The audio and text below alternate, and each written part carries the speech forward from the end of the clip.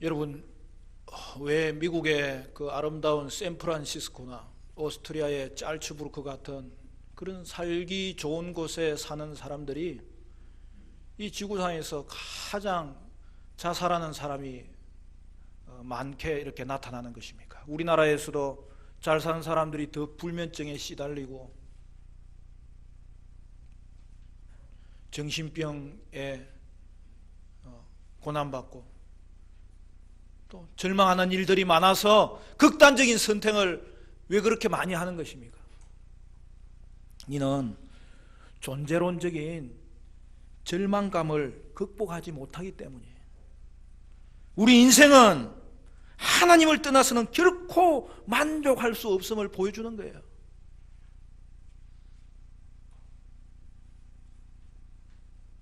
지난주 우리는 요한에게 하나님께서 열린 책을 보여주시고 그걸 먹으라고 하는 장면을 살펴보았습니다. 그것은 교회의 역할이 무엇인지를 말씀하는 것이죠. 원래는 제가 이 말씀 앞주에 드려야 되는데 한 주 미루어서 드리는 것은 3월 첫 주가 우리 2달 전도 주간 출발하는 날이잖아요. 근데 올해는 코로나19로 인하여서 우리가 전도 행사를 이제 가을로 미뤘습니다. 근데 오늘 교회의 역할이 무엇인지를 이제 더 구체적으로 보여주는 내용이 오늘 본문의 말씀이에요. 먼저는 성전을 청량하게 하고 다음으로는 그 두 증인의 비유가 나옵니다. 요한이 열린 책을 먹었잖아요. 그럴 때 어떤 현상이 벌어졌죠? 입에는 꿀같이 달았지만 배에서는 썩게 되었다고 했어요. 열린 책을 먹는 점마다 이 소생케 되는 것을 말씀하고 있는 거예요. 그러나 이 말씀을 전해 주었을 때에는 핍박이 있을 것을 말씀하는 거예요. 바로 이것은 세상에 있는 교회의 모습을 말하는 거예요.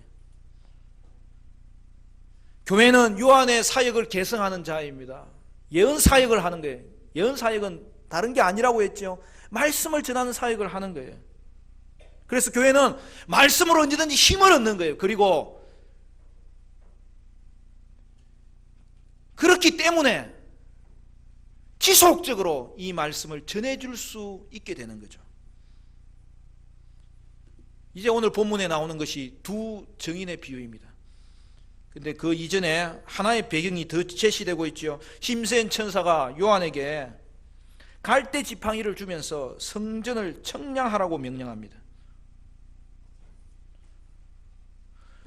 여러분, 성전을 청량하라고 명하신 것은 에스겔 40장부터 48장에 나오는 그 말씀들을 인용하는 거예요.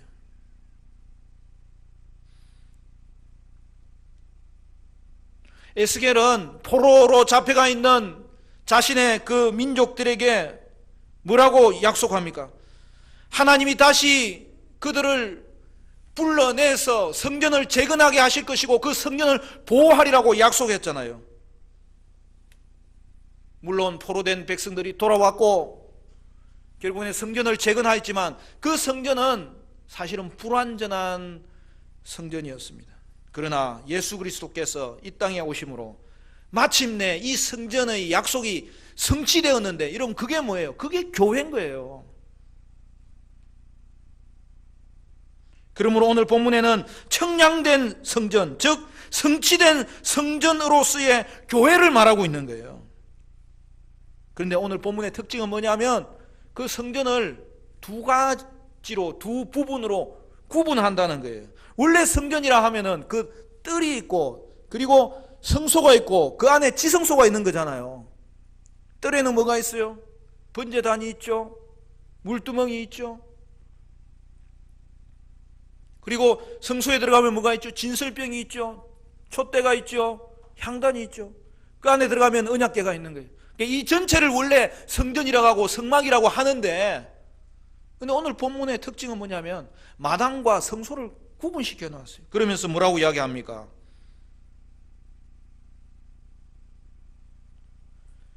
성전의 뜰은 이방인들에 의해서 42달 동안 짓밟힌다는 거예요. 여러분 여기 42달은 다니엘서에서 말한 한때, 두때, 반때라는 이 3년 반과 동일한 기간입니다. 그렇잖아요. 42달, 42주, 3년 반. 그리고 오늘 본문의 뒤에 또 등장하는 그 계시록의 말씀 뭐예요? 1260일. 이거는 다 동일한 기간을 말하는 거예요. 그럼 그 기간이 언제입니까? 성전이 성취된 교회 시대를 말하는 거죠. 그러므로 말미암아 여러분 이 42달은 뭐예요? 이 땅에 예수님이 오신 초림과 재림 사이의 기간을 말하는 거예요. 근데 그때 교회가 가진 정체성이 뭔지를 보여주는 거예요. 교회는 이중 정체성을 가졌다는 거예요. 교회는 내부적으로 하나님의 보호하심 가운데 있지만 외부적으로는 세상으로부터 핍박을 받는다는 것이죠. 이는 앞에서 열린 책을 먹었을 때 입에는 달고 배에서는 썼다는 것과 마찬가지입니다. 여러분 교회가 왜 고난을 받는 것입니까? 성전이 성취된 교회예요. 그럼에도 불구하고 왜 교회가 고난을 받는 것입니까? 그러면 성전의 성취가 이루어지지 않았다는 말입니까? 그것이 아니라는 거죠.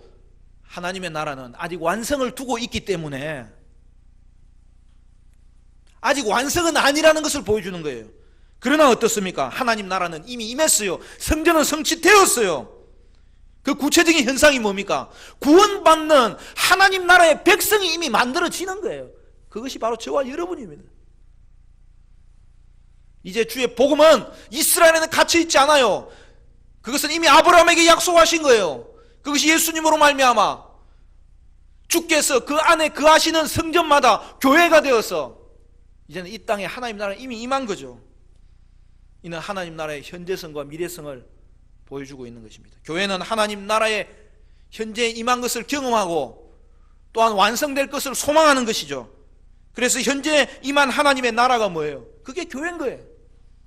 그러므로 교회가 완성되는 것은 예수님의 재림 때에 이루어질 일이지만 하나님은 이미 이 땅에 성전을 성취하심으로 교회를 만드셨고 그 교회는 하나님 나라의 백성을 불러들이는 곳이고 그 교회는 하나님이 보호하는 곳이고 그 교회는 하나님이 최종적으로는 승리케 하신다는 것이죠. 따라서 교회의 축복은 언제든지 영적인 축복이에요. 그것보다 더 귀한 축복이 없어요. 교회가 가진 능력은 영적인 능력이에요. 그 어떤 능력도 이 능력을 빼앗아갈 수 없고 무너뜨릴 수 없는 능력이에요. 그래서 교회는 영적인 축복을 받아서 성령의 공동체가 된 거죠. 생명의 공동체가 된 거죠. 회복의 공동체가 된 거죠. 치유의 공동체가 된 거죠. 구원받은 공동체가 된 것입니다. 그러므로 성도는 죄에서도 매이지 아니하는 자유한 자가 되었습니다. 왜 그렇습니까? 성도는 그 안에 보배로운 예수님을 모신 성전이 되었기 때문입니다. 그래서 고린도후서 4장 7절부터 10절까지 사도 바울은 하나님의 백성들에게 이렇게 말합니다. 우리가 이 보배를 질그릇에 가졌으니 이는 심히 큰 능력은 하나님께 있고 우리에게 있지 아니함을 알게 하려 함이라. 우리가 사방으로 우겨쌈을 당하여도 쌓이지 아니하며 답답한 일을 당하여도 낙심하지 아니하며 박해를 받아도 불임받지 아니하며 거꾸로 떨림을 당하여도 망하지 아니하고 우리가 항상 예수의 죽음을 몸에 짊어지면 예수의 생명이 또한 우리 몸에 나타나게 하려 함이라.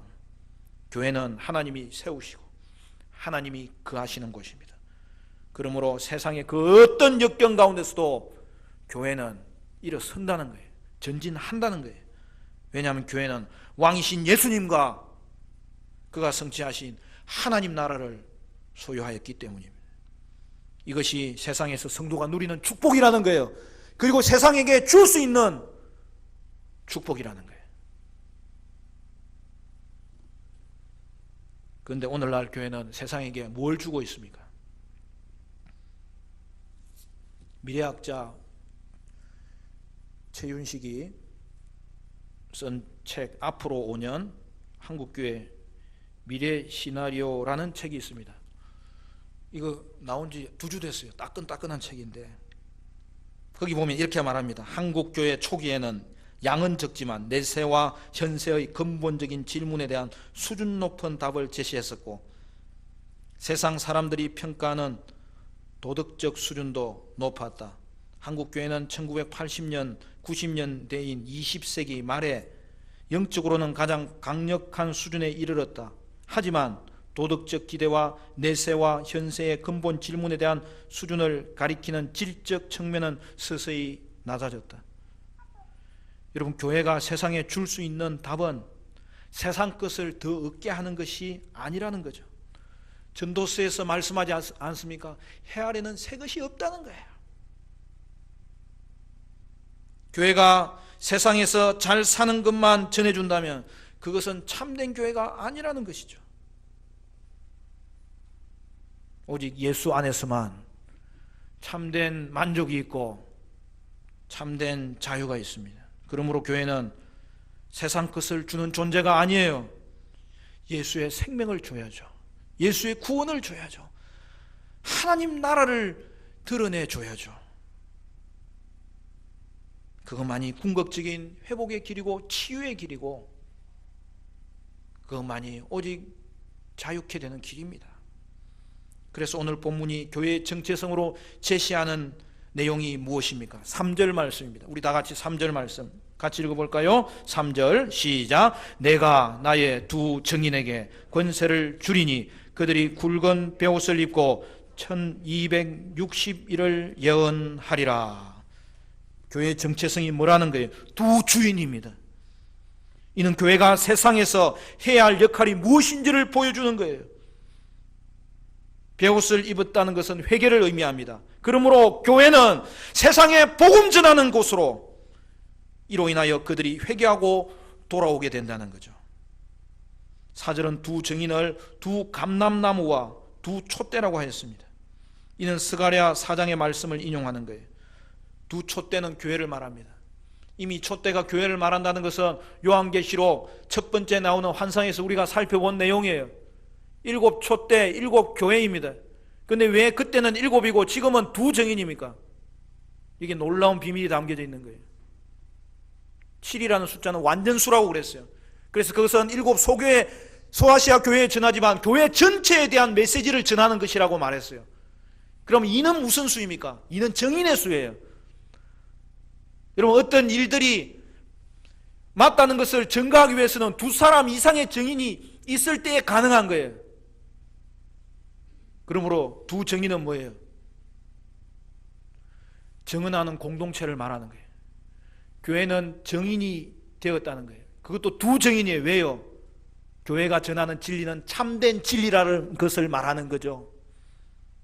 사랑하는 성도 여러분, 그러므로 교회는 참된 진리를 가진 두 증인 공동체이므로 이것을 전할 때에 이 땅은 참된 진리를 전해받게 되고 세상은 자유를 발견하고 그 자유를 경험하고 참된 진리를 찾을 수 있게 된다는 사실이죠. 스가랴 4장에 보면 두 감람나무도 나옵니다. 이 감람나무는 스가랴서 4장에서 밝혀놓은 대로 이스라엘을 포로된 자리에서 회복시킬 제사장 여호수아와 총독 스룹바벨을 말합니다. 결국 그들을 통하여서 이스라엘이 꿈같은 일들을 경험하게 되는데, 흩어졌던 민족이 다시 모이는 것은 있을 수 없는 일이지만 하나님은 그 일을 그 두 종을 통해서 이루어집니다. 그 두 종이 어떤 역할을 합니까? 정인 역할을 하는 거죠. 여러분, 이는 정인 역할을 감당하는 교회가 이 세상에서 총독 같은 왕 같은 존재요, 이 땅을 살릴 수 있는 유일한 제사장 같은 존재라는 그 신분을 가르쳐 주는 거예요. 6절은 교회는 세상을 소멸시키는 권세를 가졌다고 이야기합니다. 세상을 죽이기도 하고 세상을 살리기도 한다고 말씀하고 있어요. 엄청난 권세입니다. 교회는 말씀의 권세를 가졌기 때문입니다. 이 권세의 배경은 엘리야와 모세입니다. 여러분, 오늘 본문을 보면 하늘에서 불이 떨어지는 권세를 가졌다고 했어요. 열왕기하 1장에 보면 엘리야가 아합의 아들 아시야 왕이 다시 우상을 숭배하였을 때 너는 죽게 되리라고 예언하였죠. 그때에 이 아시야 왕은 그 엘리야를 잡기 위해서 50부장을 앞세운 50명의 군사를 보냅니다. 1대 50입니다. 누가 이기겠어요?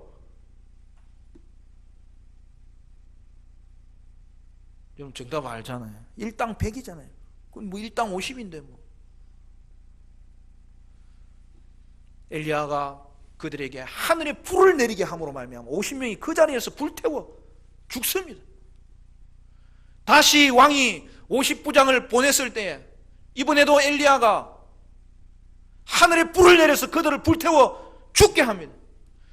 다시 50부장을 보냈을 때에 50부장이 혼자 엘리야에게 나아갑니다. 나를 살려달라고. 당신은 진정한 선지자라고. 당신의 예언은 옳다고. 그래서 그들은 죽지 않고 돌아가게 됩니다. 무슨 말이에요? 하나님이 주신 예언과 그 예언을 대언하는 그 예언의 내용은 반드시 이루어진다는 거예요. 엘리야가 아합 시대에 그 우상 숭배하는 그 왕을 심판하면서 비가 오지 않기를 강구했을 때 3년 반 동안 비가 오지 않았어요. 모세는 어떻습니까? 물이 피가 되는 기적은 첫 번째 재앙인데 10번째까지의 재앙을 대표하는 거예요. 모세가 하나님을 의지하고 예언했을 때 나일강이 피로 물드는 그러한 일들이 일어나게 됩니다. 10가지 재앙이 차근차근 이루어지게 됩니다. 사랑하는 성도 여러분,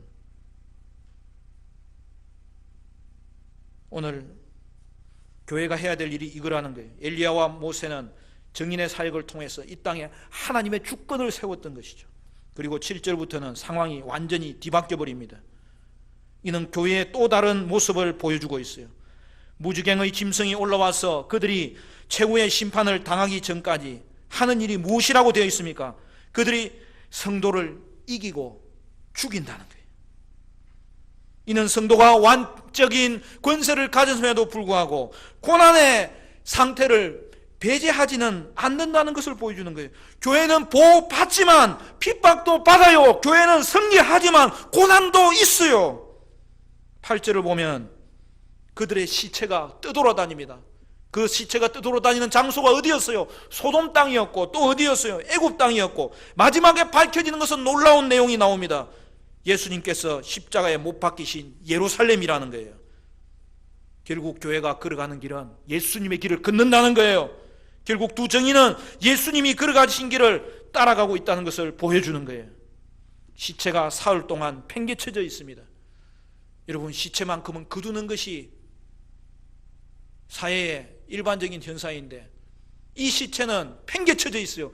수치를 당한다는 거예요. 그리고 한 걸음 더 나아가서 무덤에 장사되지도 못한다는 거예요. 이 말은 교회는 예수님보다도 더 큰 고난을 당할 수도 있다는 것을 보여주는 거예요. 그러나 대반전이 일어납니다.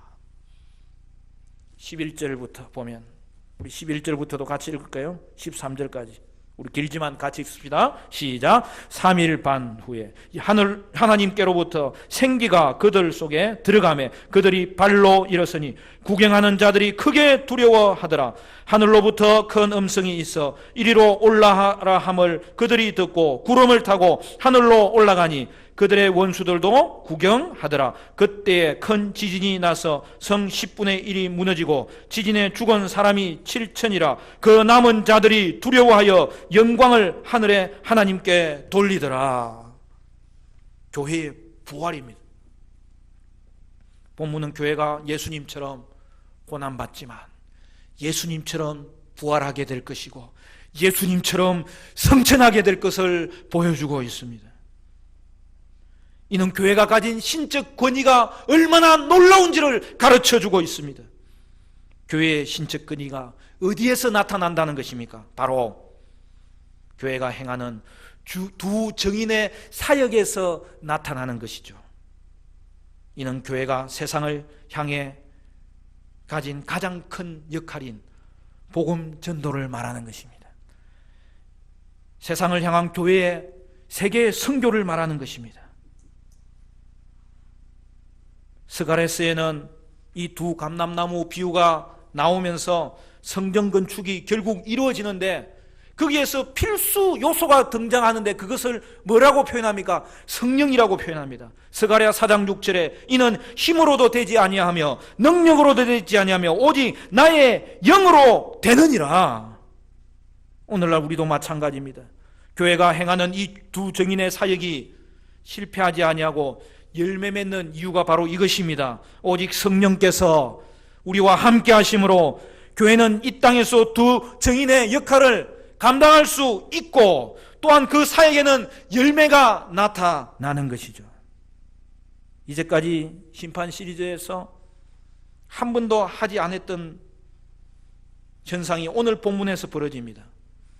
이 땅에 재앙이 임함에도 불구하고 불신자는 회개하지 않았습니다. 그들이 그 큰 재앙을 당하면서 겨우 살아남았어도 불구하고 마음은 더욱 강팍해져서 살아남은 자도 회개하지 않았습니다. 그런데 어떻게 됩니까? 그러한 현상이 이 땅 가운데 일반적인 현상이지만 세상이 그럼에도 회개하고 돌아오는 길이 있다는 거예요. 그것이 무엇입니까? 교회의 복음 전도입니다. 교회가 복음을 전하면 겉으로 보기에는 능력이 없어 보이고 힘이 없어 보이고 고난 가운데 풍전등화와 같이 쓰러질 것 같이 보입니다. 그러나 그렇지 않습니다. 교회가 복음을 전하면 그 복음에는 역사하는 능력이 있어서 복음은 반드시 열매를 맺는다는 것입니다.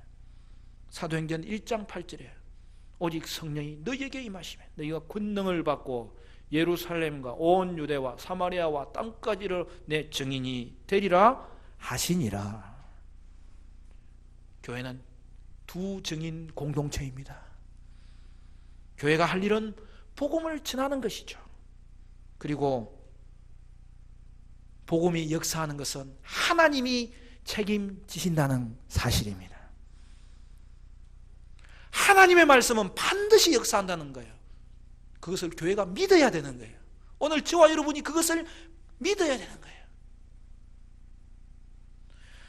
우리가 전하는 우리의 행위를 믿는 것이 아니라 우리가 전하는 이 복음이 역사하신다는 것을 우리는 믿기 때문에 우리는 전하고 주님은 역사하시는 거예요. 그러므로 교회는 때를 얻든지 못 얻든지 복음을 전해야 합니다. 부흥의 시대에도 전해야 되고 복 받을 때도 전해야 되고, 그러나 고난의 시대에도 전해야 되고, 때로는 우리가 어려움 당할 때에도 전해야 되는 것이죠. 성도의 고난에는 반드시 영광이 있습니다.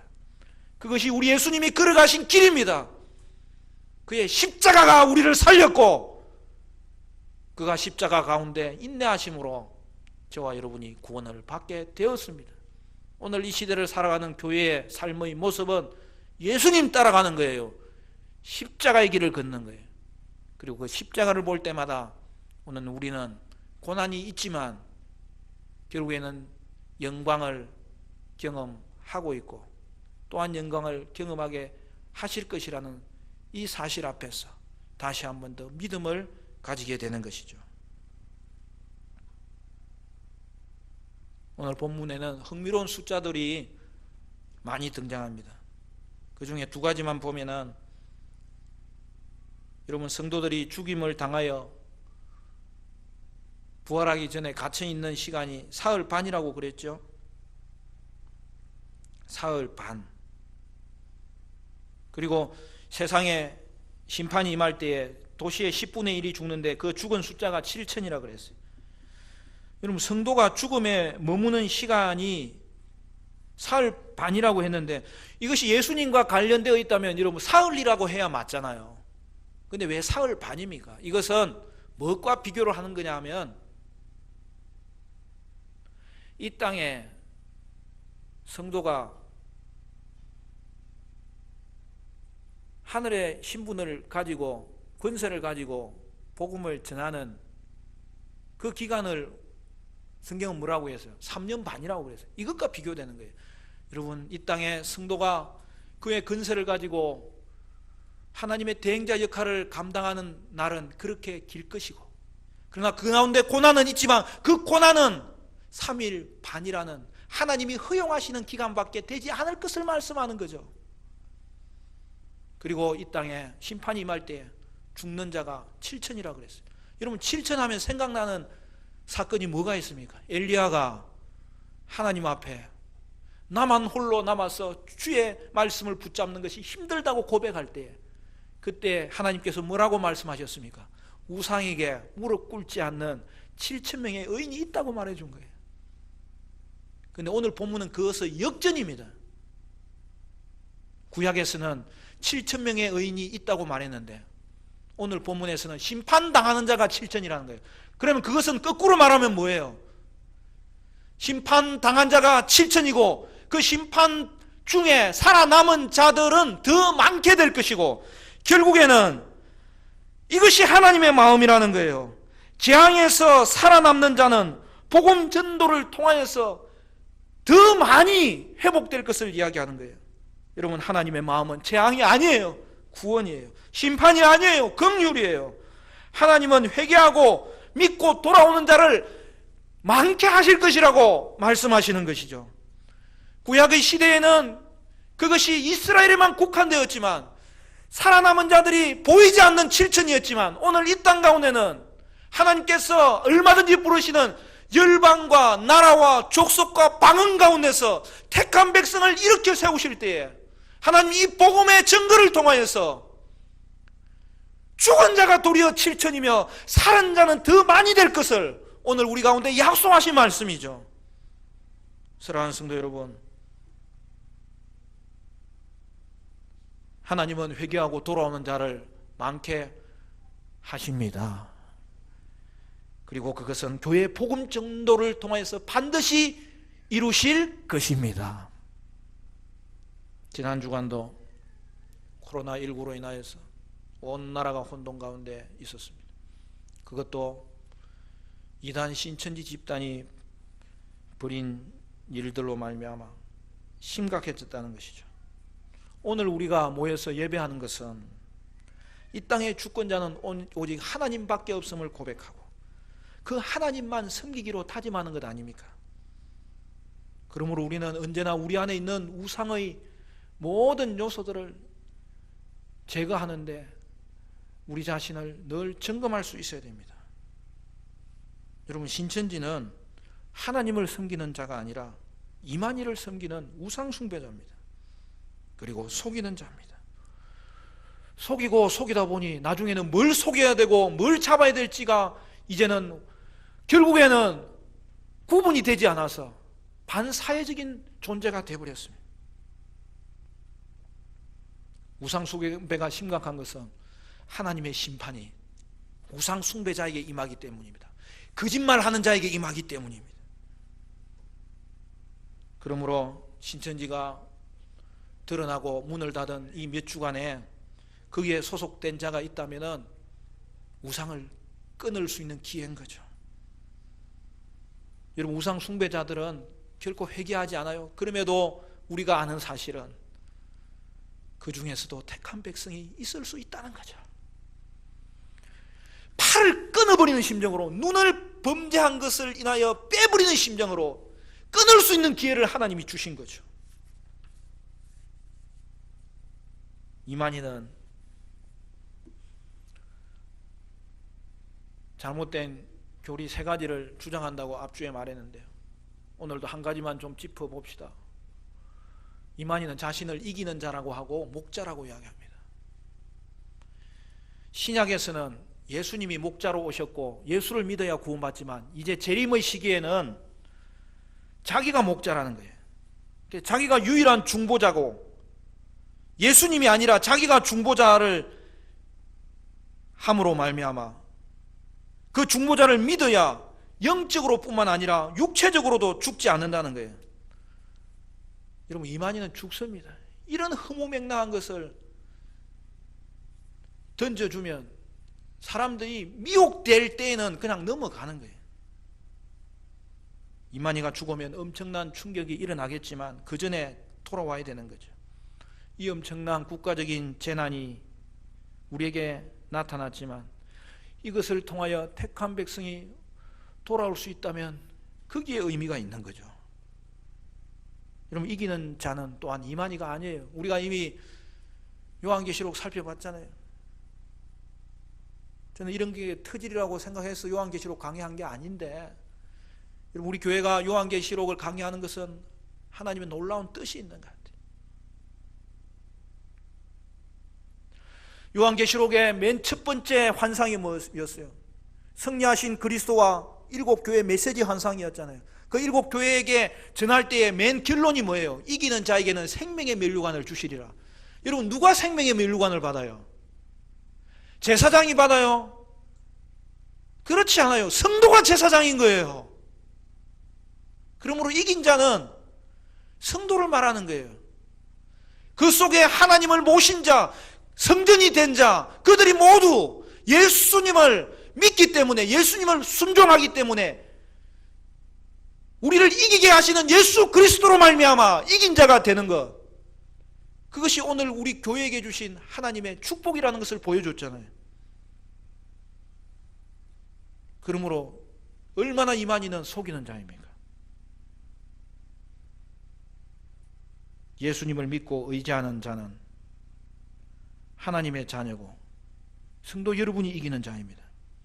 이만희는 자신을 우상으로 만든 우상 숭배자이고 신천이는 그를 따르는 우상 숭배자입니다. 그러므로 여러분, 이게 얼마나 심각한 현상입니까?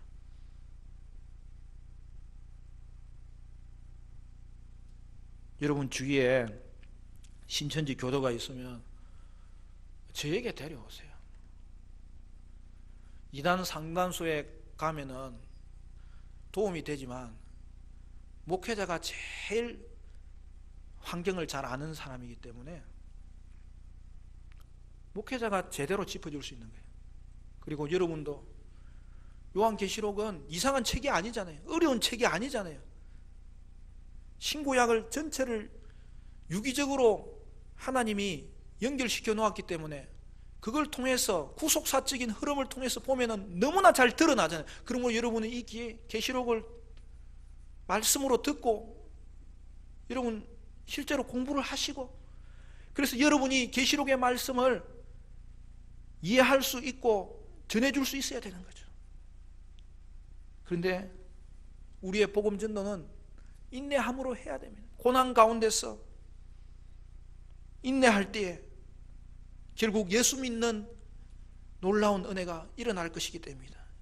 그러면 여러분, 성도는 고난받음으로 불신자가 회개하고 돌아야 할 기회를 주는 자예요. 성도가 인내함으로, 그래서 예수님을 지속적으로 전함으로 예수 믿을 기회를 저들에게 주는 자예요. 여러분, 그게 교회입니다. 그래서 교회가 언제나 할 일은, 어떤 상황 가운데서도 할 일은 복음을 전하는 거예요. 이 일은 먼저 우리에게 행해진 일이고 예수님이 하신 일이고, 우리는 그 예수님의 일을 이어받아서 오늘 이 땅 가운데 교회를 세우신 하나님의 목적을 오늘 성경이 보여주는 것이죠. 사랑하는 성도 여러분, 저와 여러분은 때를 얻든지 못 얻든지 복음을 전할 수 있기를 바랍니다. 이럴 때일수록 더 복음을 알고 복음을 전해야 되는 시기죠. 순전한 복음이죠. 진리의 말씀이죠.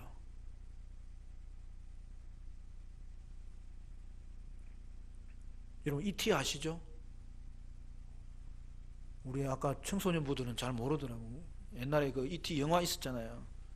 외계인이 지구에 떨어져 가지고 애들이 발견하고 그걸 돌봐주잖아요. 근데 나중에는 그 E.T.가 이제 능력을 회복해 가지고 이제 날잖아요.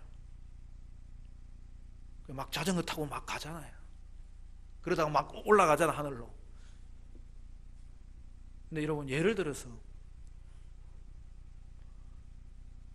화성인이 지구를 쳐들어와 가지고 맨 마지막에 여러분 한 사람하고 E.T.만 이 땅에 남았다면, 여러분 이제 우리는 뭐 해야 되는 거예요?